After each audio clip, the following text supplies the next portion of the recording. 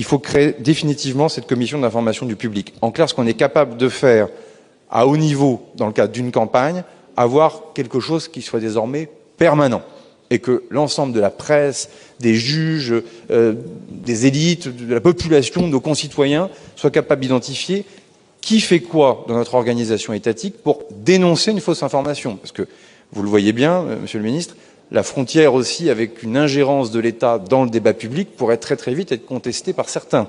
Donc il faut aussi que nous-mêmes, nous soyons garants aussi d'un certain nombre de principes de liberté. La deuxième des choses, c'est que, et je crois que ça a rencontré l'assentiment des différents groupes, le référé qui existe n'existe que pour les présidentielles, les législatives et les sénatoriales.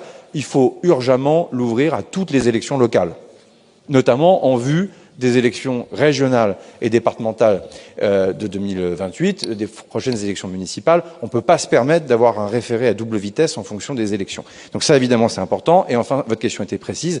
Les peines aujourd'hui ne sont pas suffisamment dissuasives.